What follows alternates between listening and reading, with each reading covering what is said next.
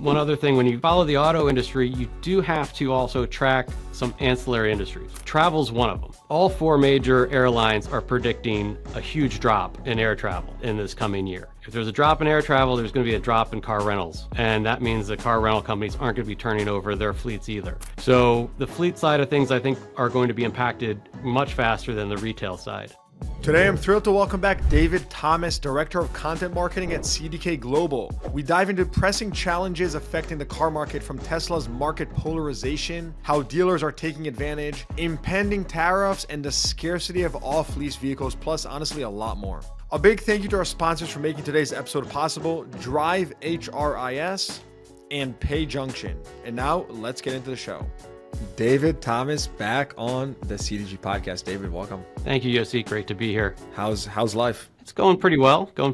It's tough to wake up and watch the news every morning, but it's always something new happening. Why do you think it's tough? I think the word that's shining through, everywhere is the word uncertainty. It doesn't help anyone. And so it's kind of difficult to plan your day, your week, your month, your quarter, if that's what you're waking up to. Yeah, I love seeing your comments on LinkedIn, your posts. So highly recommended. Always an insight to glean, but a lot to cover. Sure. You always come on and we talk about a pretty wide array of topics. I think what's on my mind today is a combination of several things. I think inventory, the inventory situation. Inventory has been ballooning, pretty much across every segment of vehicle. Tariffs and the macro, which has been a very tough to sort of predict what's going to happen and how to plan for that. Whether you're a dealer or an automaker, obviously for a dealer it's less of a controllable. For an automaker it's a bit more, but a lot going on there. EVs, another super interesting segment with all the change on the federal level. So I think we'll just kind of hit topic by topic, and I'm sure we'll talk about lots of other things. So before we get into that, I think what's interesting, David, about your background is just you've been doing this for 20 years. You've been covering the auto industry. Can you give, for our new listeners who have not listened to one of our segments before, can you give us just a quick brief overview of your experience and your past coverage in the industry? Yeah, sure thing. So I started out pretty much right around 2005. I launched a site called Autoblog and kind of got into the digital public publishing world via that, and then went to cars.com for 10 years as managing editor. And at both places, I looked at sales every month. That was my thing. Like, how are sales moving? What are the models? What are customers gravitating towards? What's changed over that time?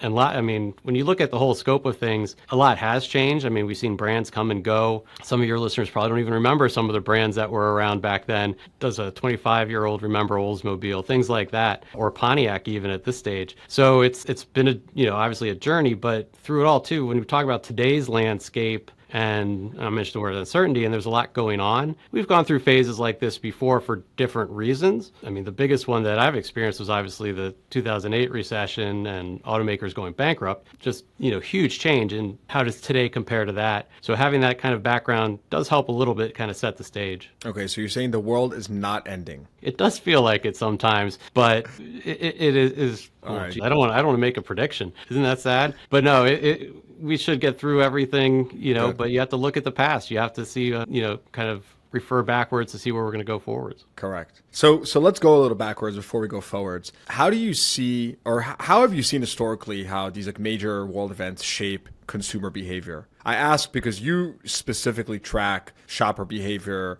You measure lots of different dealerships across the country, and you've done this through COVID. You did that, even beforehand. What do you see as the major shifts in times like these with uncertainty when it comes to just shopper behavior? Yeah, we're not in a recession yet, or we might not be. Let's not use the R word necessarily. But the thing to remember for everyone is every recession that's happened since 1980 to now, car sales have gone down, and they've gone down dramatically, usually about 30%. So we do have to, keep that in mind, that that's how the world works. And autos isn't the only, segment that goes through that. But when there is uncertainty, when people are not completely solid on their future, making it used to be called the second biggest purchase people made, right? The home and then the car. A lot of people aren't buying homes anymore. So the car is now, for a lot of people, the number one purchase they'll ever make. And so when there's economic uncertainty, making that type of investment is much harder for them to kind of go forward with. And as we've seen, with other areas, the shopping experience for cars has actually improved, where people are getting a better experience from the dealership. They're looking forward to it more. It's on social media more. So this is definitely going to impact that feeling, that sense of wanting to go buy that car, having that experience. You mentioned the R word. I had a podcast about a year ago with Len Belavia, a lawyer from, Dealer Law in New York, and he said something super interesting. And he mentioned that, and I'm reading from my notes, he mentioned that, in 2008, during the financial crisis, most U.S. automakers went bankrupt, right? Needed the government bailouts. But dealers continue to make money, which I found fascinating, right? Because you think, GM, bankrupt and it's going to impact your dealers. But no, the retailers still made money. Why do you think that is? Well, there's probably a few reasons, but the one we can always point to is fixed ops. Anytime that people prolong the purchase process and don't buy a new car sooner, they're going to take care of their existing car. And so dealers do have a profitable side of the business in terms of fixed ops that they can kind of fall back on in times like this. If they're not, they're obviously operating at a high level of their fixed ops now, it just becomes that much more important as sales start to go down in a significant way. But you're right, the automakers have a lot more exposure in a time like today, especially around the tariff issue. The automakers are the ones that bear the brunt, and then they'll decide how much they pass to the consumer, and then the dealer just has to be the one that unfortunately communicates that to the shopper, which doesn't help how people view dealers, unfortunately, but that's how it goes. I mean, the dealers don't make that kind of decision that high up the ladder, but they deal with the fallout. But yeah, I agree. I don't want to keep using uncertainty all the time, but as much as what the automakers are looking at and having to make decisions around, the dealers are focused on their business. And if they keep doing that and they keep focusing on profitability and where they can make efficiencies and efficient use of their time and technology, obviously, they should continue to do well. I found it interesting that BYD chose to, make that announcement that they're price protecting dealers, the inventory pipeline, because to me, it speaks to them thinking that this is something temporary and let's ride it out. It'll be, a cost that we're going to have to incur, but we want to maintain, our brand experience. We don't want prices to go all over the place. So, we'll see by the airing of this episode, we'll see, what happens with other automakers and in general, if it's not even relevant, but nonetheless, it's definitely something for us to keep track of. Speaking of inventory, I want to talk a little bit about what the research you've recently released on just inventory in the car buying process, right? I think we're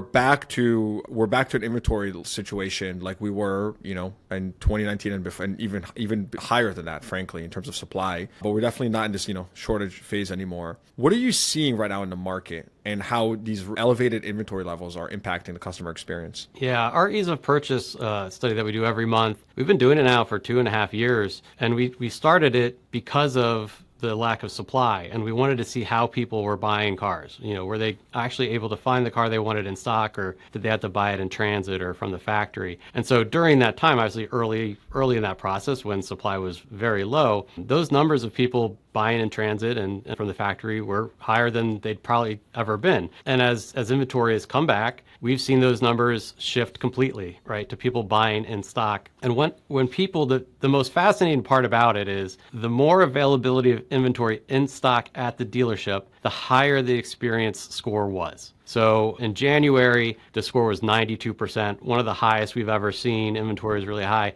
February actually saw a tiny drop in inventory at a point, and there's some specific vehicles that we can talk about that are probably driving this issue. And that little blip, the score fell from 92 to 87%, and people said the number of people buying in stock went from 56 to 49. So it was a clear case of they couldn't find the car they wanted and they had to find another way to get it. And, we're seeing some early March numbers now. It's kind of coming right back. Again, it's just this tiny little blip in inventory in February around vehicles. And one of the best-selling vehicles in the country is a Toyota RAV4, and it is hard to find. So when you have a vehicle like that moves volume, I mean, it's the best-selling non-truck in the country. And last year, it actually toppled the F-150 on a sales basis to become the most popular vehicle. So when you take something like that, it's crazy to think one vehicle can have such an impact. And there's other popular cars from Honda and some other automakers were in short supply as well. It makes a huge difference. And I was thinking about it, so I looked I'm in the suburbs of Chicago. We have a huge Toyota dealership here. I'm not quite sure how it ranks in the country, but it's got to be in the top ones. And if you go to their website and you look for RAV4s, every single one is in transit. There's not one in stock with a picture on the floor, on the lot, all in transit. And I'd say about a third were already sold in transit, where they put a little sign up, sold in transit. That is what's going on right now for certain models like the RAV4. How do you think the situation with tariffs impacts that, whether it be supply, pricing? Yeah, this is not a tariff. This is something that is not going to be impacted by the tariffs today. I mean, all this supply, I mean, there's also I don't know if you saw that news, but there was an explosion in Japan to one of the factories that builds the RAV4. So there's a couple extra weeks of delay that you're going to have down the line from that. They do get some RAV4s from Canada. A lot are made in the U.S., but they can't really pass that on right now just because of the way logistics work with MSRPs, the stickers on the door. You know, I don't think there's actually a logistical way to add it today. But yeah, so the tariff shouldn't affect that. And there's also a lot of, to your point, the cars that are sitting on lots. Dealers do have, or automakers do have a little bit of rope in terms of their supply that's already on lots that's not going to be impacted by tariffs at all. When you take a look at F-150s, I think about half are still 24 models sitting there that need to be moved. So they've got some time before they really impact things. So when you mentioned BMW, they probably have a tighter supply on those vehicles than than a Ford would with an F-150. They are a smaller volume. So they probably are experiencing that right away. What's your like short and long term outlook for sales in our industry, right? Given the macro situations here, do you think it's going to pull forward any demand, or what are you thinking? I don't think we're going to pull forward any demand. I'm surprised we haven't heard stories of dealers saying that there's real issues of people not being on lots. There's no, like we talked before this. I hadn't heard anything, and I asked you. It's like there's not a lot of dealers coming forward and saying it's a ghost town out here. So I don't expect. I was kind of surprised February numbers were as good as they were. But one thing that was barely mentioned in February reporting were fleet sales, and they were down versus retail. And fleet sales aren't as profitable. They're not as sexy. But when you look at consumer confidence is down, obviously, but the CapEx of small businesses, they're planning to spend is way down. Now, if you looked at the numbers, what happened in November, all the numbers went sky high. Everyone had sky high expectations after the election. So when we're talking about them being down and keep coming down, they're coming from a high place. But it's still showing you a change in thinking. And there's not going to be a business owner out there risking their business and their their life basically to go buy a new truck, go buy a new work van when they don't know what's going to happen in the next quarter. They're going to definitely hold off on the fleet sales. So I think that's one thing to notice. The other part of fleet sales is obviously car rentals. And one other thing, when you follow the auto industry, you do have to also track some ancillary industries. Travel's one of them. All four major airlines are predicting a huge drop in air travel in this coming year. If there's a drop in air travel, there's going to be a drop in car rentals. And that means the car rental companies aren't going to be turning over their fleets either. So the fleet side of things, I think, are going to be impacted much faster than the retail side, especially when you think of things like, luxury sales and some of those cars still doing pretty well. What I found interesting was I recently had a podcast with Andy Wright from Vinar Dealerships, and he mentioned a slowdown with his luxury segment. Now, we spoke about vehicles above $100,000 or $100,000, right? And you had mentioned that sales in general have been pretty steady. But it seems like, to me, that's a very different type of customer. The customer that's spending $100,000 to $200,000 on a car versus $50,000 to $100,000. It's a very different type of demo, different type of income and social class. And so, based on just anecdotal insight from really the other day, it seems like there's some cracks in that luxury kind of, let's say, $50,000 to $100,000 segment. Now, there's some outliers, some, above 100, but the bottom line is that kind of, premium segment is seeing some cracks right now in terms of demand. Yeah, that'll be interesting to watch. I do think that's an area too where, and I hadn't really thought about it until we just started talking, there is some turnover in terms of those models. Sometimes those owners pay more attention to when a new model's coming. They do order from the factory a little more often, even at 50 to 100,000. There's a little more ordering going on. So there's a little bit of that. And I think, EVs have a little bit of a factor there. Would those people be like, maybe we're postponing buying that 50,000 3 Series or Audi A4, A5, and maybe we'll get one of the new EVs when they come out. So there could be a little bit of that delay. But I don't know if there's a huge difference in terms of the mindset of one of those shoppers to necessarily a RAV4 shopper when those vehicles are near $40,000. So let's transition to EVs. You recently ran an EV ownership study, and I'm curious to know, well, first of all, where are we at? Like, give us the state of EVs, because I think it's been a roller coaster for the last 3 to 4 years in general. So just let's start up there. Yeah, one of the things that has really come through in the studies that we've been doing here at CDK on EVs the past few years, and I've been covering EVs since 2008, 2009. But one of the interesting things about, getting down to very basic behavior and what's happening, and we get a little confused with headlines and politicians and what they say and are they declining or whatnot. EV sales aren't going down. So globally in the US, they're not going down. The rate of which they're going up is decreasing. The sales aren't booming, but they're increasing. And so when we do these EV owner studies, and our second annual one is coming out in a few weeks, when you ask the question, are you going to buy another EV from someone who already has one? The number this year is 82% of, and this is for non-Tesla owners. We break them up, but I think the important, and Tesla's going to be higher. So the franchise dealers, people selling EVs, 82% say they're going to buy another one. So I think I did this a year ago. So this is non-Tesla. Non-Tesla. So, and we did this study between the election and inauguration. So everyone knew, well, maybe not to the extent, people's opinions of Elon Musk were probably pretty set during this time. And that said, Tesla owners are much more positive about their vehicles than non-Tesla owners. They're higher in almost every regard. Mm-hmm. So when we ask these non-Tesla owners, still 82% say they're going to buy another one. And if we sold 1.3 million EVs last year, or whatever it was, the 10% number about, or maybe it was 9% last year, it's probably going to be about 10% this year. That means that at some point, that's another million units going out the door. So EV sales are going to continue. And as prices and the technology keep improving and the prices keep coming down and there's more variety, I think that was one of the things I talked with you last time about, more options out there. You're going to keep seeing EV sales grow. So they're not going to disappear. Obviously, hybrids are becoming a default powertrain now for gas cars in some ways, but EVs aren't really going anywhere. This episode is brought to you by Drive HRIS. Imagine your dealership running smoothly without the constant headache of non-productive HR tasks, OSHA compliance checks, endless paperwork, and mismatched technology solutions. Drive HRIS streamlines hiring, onboarding, timesheets, PTO tracking, and payroll all in one seamless platform. Let Drive HRIS handle HR and safety so you can focus on what really matters, boosting your CSI scores, improving customer experience, and selling more vehicles. If you're ready for a change, visit drive2025.com. That's drive2025.com to grab your free workbook on retention strategies for dealerships in 2025, plus a 30-minute training session and 3 bonus resources to transform your HR process. Again, visit drive2025.com or click the link in the show notes below. Yeah.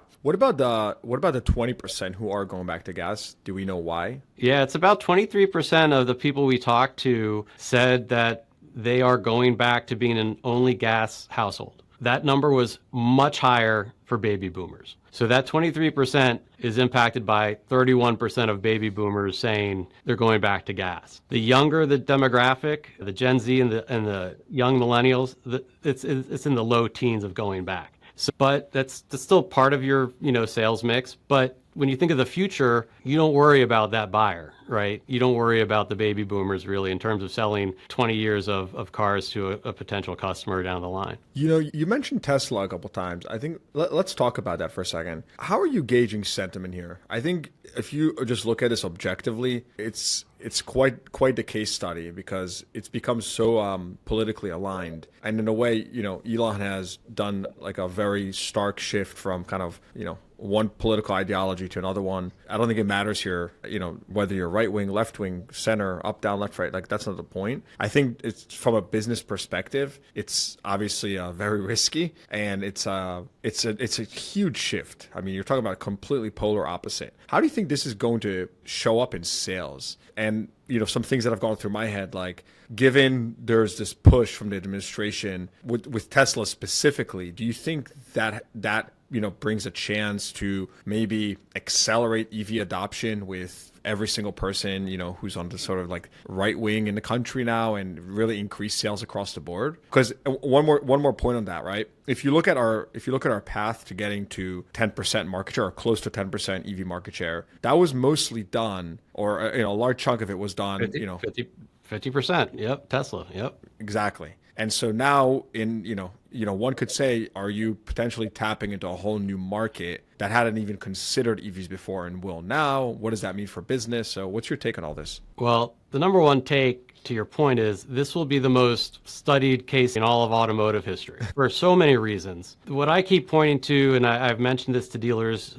since kind of the Elon thing happened when he went on stage or whatever and really kind of embraced all of this, is he built his business selling a vast majority of his vehicles to people of the other political persuasion, right? That was who was buying the cars, whether it was because it was green or tech and whatever it was. And they don't really break down like, what's a political ideology of a buyer, but it was well on the one side of the spectrum going left. So to then come out on the other side going all the way right, after that political group has mentioned many, many times of a disdain for the technology of EVs, electric cars in general, not Tesla specifically, I don't know anyone who would think that the sales would improve. I don't understand that. Strategically, it just wouldn't happen. The numbers wouldn't bear out. You're telling one group of loyal buyers that you're not interested in what they believe in. And the other group of buyers who don't believe in the product, how are you going to sway them when they're still hearing the same rhetoric? Politics like this has never come into the equation with car sales. So it's wholly unique. I think, the idea of a boycott is not new. It's a little bit new for cars. And so what you're seeing in Europe, car sales in Europe, or Tesla sales in Europe have already plummeted. It's not their biggest market. It's really bad. You're talking 30, 40, 70% in Germany. And those were from January. Because or February, I guess, for the European numbers. We don't get Tesla sales figures like that in the US. They don't release them. You have to wait for registration data. So we're still behind. And the last registration data from January was, I think, like 10, 12% down. So that's what's David, out. Who's benefiting? Who's capturing that market share? Oh, all the other automakers, all the traditional OEMs that have EVs. So you don't think it's like there's not maybe like a primary one, or No. people are going from Tesla to something No, else? everything I am hearing is I'm trading in my Tesla. What do I get? And they want to hear the options. I see that question on social media all the time.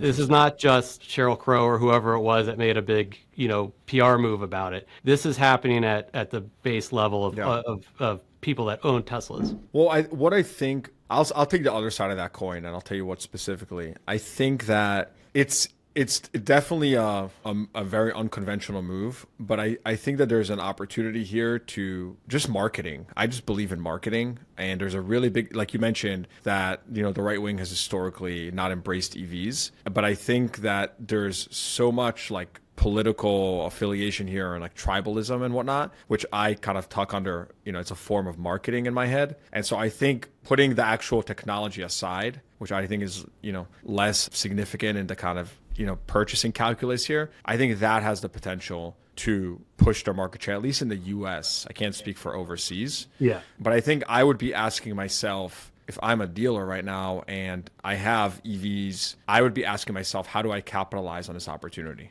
Right. I'm of the mindset of like, never let a crisis go to waste. Right. So if there is if people are very emotional for whatever reason, what can you do? Are you running marketing campaigns targeting people with Teslas that don't want Teslas, and vice versa? Are you targeting marketing campaigns like, come support, your party, buy a used Tesla? I don't know. I'm just saying, like, last time you were on the podcast, we discussed how dealers could benefit from just EV sales, period. And I think the game has changed a bit now, and it makes me wonder how dealers can capitalize on that. Yeah, well, Polestar, which is, owned by Volvo, they put out a $20,000 incentive on a new Polestar if you traded in your Tesla. So that's already happening in some regards. Like, they know that Tesla's the big boy on the block when it comes to EV sales, and they know those are the most, used EVs out on the market, right? Like, that's who you want to convert. Now, Polestar's transaction prices are quite high, so 20 grand doesn't make as big a dent as it might sound. I think other luxury automakers have similar,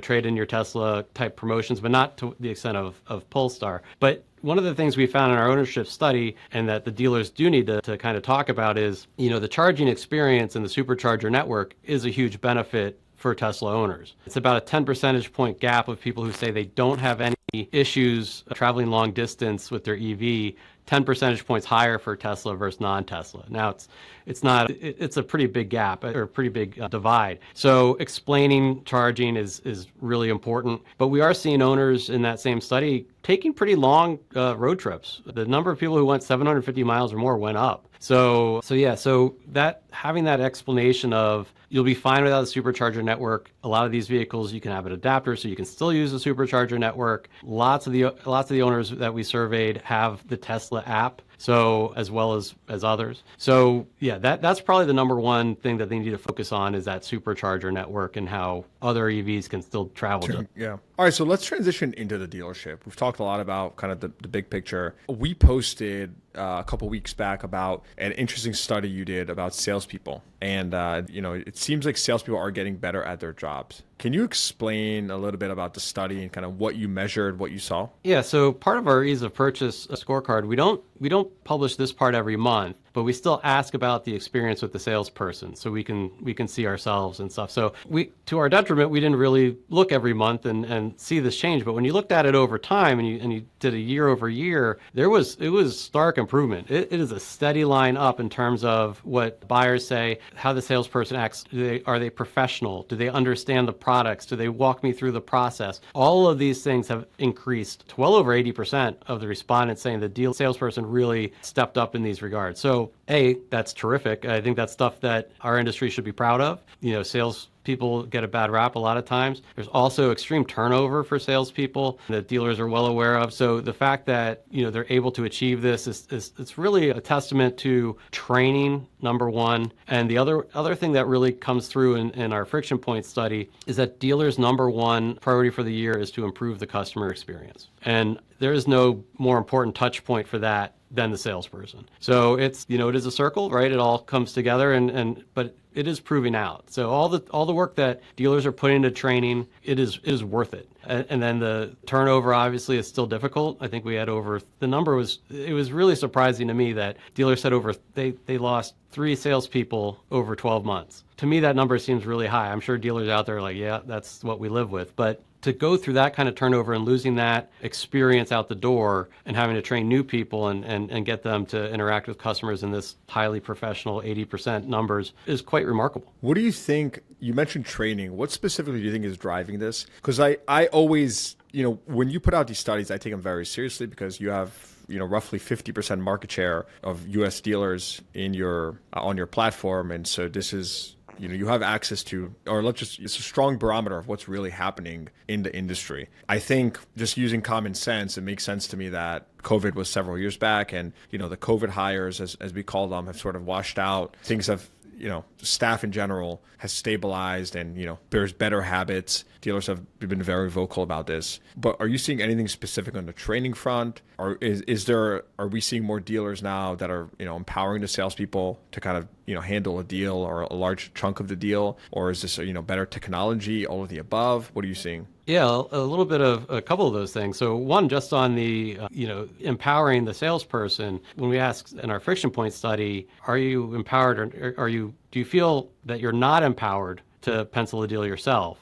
Last year, that was 26% of salespeople. This year is 19%. So that is happening. And I think that's shining through clearly. In a weird way, maybe not, I shouldn't say the word weird, but there is a lot more conversation on social media about dealership operations. There is a lot of conversation about what works, what doesn't, sharing information, listening to podcasts like yours, salespeople getting out there in social media. I think that's one of the biggest changes I've seen in the past 3 years. You're seeing dealerships, and you know this, and I'm sure a lot of people listening know this, but they're sharing their own experiences through social media, which there's probably not a benefit to them on the sales side to do that. Like not many people are watching Inside Baseball about dealership operations and go, I'm going to go buy a car from that dealer because he knows what he's doing to run his operation, right? That's not happening. They're doing it for a completely different reason, but it's improving the entire industry. And I think that's kind of cool. I think that's one of the biggest changes I've definitely seen since coming on board the past 3 years. This episode is brought to you by PayJunction. Dealers, are you leaving money on the table with every card swipe at your dealership? PayJunction makes payments simple with a seamless, cost-effective solution that integrates effortlessly with your existing cloud-based software. So you can cut costs, gain financial clarity, and keep transactions secure. PayJunction has the industry-leading tech to help auto retailers optimize rate structures and even enable surcharging. Don't let outdated payment systems stand in the way of your dealership's success. The first 10 people who book a demo with the following special link will receive a $100 Visa gift card from PayJunction just for showing up. Book a call with a PayJunction expert today by visiting carguymedia.com/PayJunction. Again, that's CARGUY media.com/PayJunction, or click the link in the show notes below. Yeah, conversations are happening in a big way. I'd like to think that, we've contributed to that in a meaningful way from just car dealership guy. I would tell you that some of the biggest benefits that I've seen dealers gain from, coming on our platform, and even just from using their own platforms to share insights or anything, the inside baseball has been, or I would say like the most direct benefits has been talent acquisition. Like when you put you're putting your name out there, you're sharing, you are attracting, great people that want to just work with you in many capacities. It could be, actually, day-to-day employees at the dealership and stuff like that. It can be, partners, vendor partners, other types of partners. But you're sort of, you bring this attention to yourself, and you're getting into the conversation, and it keeps you relevant. And if you're, a growing dealership, even if in any capacity, I think it's very valuable. So the conversation is definitely happening. And then the second thing is, I think that, dealers are really realize that they can all benefit each other in the industry, right? So it used to be just 20 groups where, you had your group, and that was where you sort of were able to check on things, see how others are doing it and whatnot. But now, the conversation has been completely just, democratized. You can see how, many dealerships across the country, even direct competitors, are operating and what they're doing and what they're prioritizing. And so I think that's super powerful, because the way I see it is everybody wins, right? Especially in this industry, which is so decentralized. The dealer can have better processes. That results in a better customer experience, which also results in better profitability. So it's really a win-win-win, but I definitely agree with you. There's a lot more conversation happening nowadays. Yeah. And, everyone's competitive, right? But one number for dealers to know that we do track as well is, 50% of people just go to one dealership for their purchase. So, while you're competing, half of them aren't leaving your dealership, right? So if they are leaving, it's because you probably, dropped part of the transaction process, right? You don't want to say it's on you, but it's probably on you. So sharing these experiences probably won't hurt in terms of the competitiveness, right? So I think that's a terrific outlook to have. The secret sauce isn't going to, escape and you're going to lose customers because of that. Yeah. I will highlight one thing that I found interesting, which is that when we look at our Google Analytics, and also when we just look at some comments throughout, YouTube or whatever, it's interesting how when consumers aren't actively consuming most of this content, right? This is, in general, whether a dealer puts it on LinkedIn or we record a podcast, it's not catered towards consumers. There are consumers that listen out of curiosity, but what is interesting is it ranks up so highly on Google. And so we've noticed comments from consumers coming in, 3, 6, 9 months later, they sort of get to see behind the scenes of who they're going to be doing business with. So I think that's where the consumer play actually comes in, where, it's just like me, right? When I do business with someone, I want to get to know like who is behind the name and all that. It's interesting to me. I want to know like, what's the story here? Probably a very millennial thing to do, but nonetheless, we have noticed that. So that's a pretty interesting observation. All right, David. So before we wrap up, as I mentioned, last time you were on the podcast, we spoke about EV sales. We had no idea yet that, tariffs would be a thing, and, the federal mandate would be repealed, and all these, big changes. What's your prediction? Give us an outlook for the next 3 to 6 months. Your best guess at what the industry looks like next time we record and we do an overview of the market. Where are we at? Well, one, I do want to say the last time I was pretty accurate, so I'll go with that. I feel like I have a pretty good track record, but that will also jinx me in this case. I think one of the hardest things right now is the ability to look too far forward. It is I was actually putting some decks together for a different purpose, and I struggled. I mean, I wrote a couple thousand words doing other things and struggled with this aspect of, what do we think is going to happen, because it is so dynamic right now. And as you said, from this recording to when it airs, if it's a couple days or tomorrow morning, it's going to change. My personal thought would be, no matter what is going on in Washington, D.C. and the headlines we're going to see, sales aren't going to be dramatically impacted within the next 3 months, right?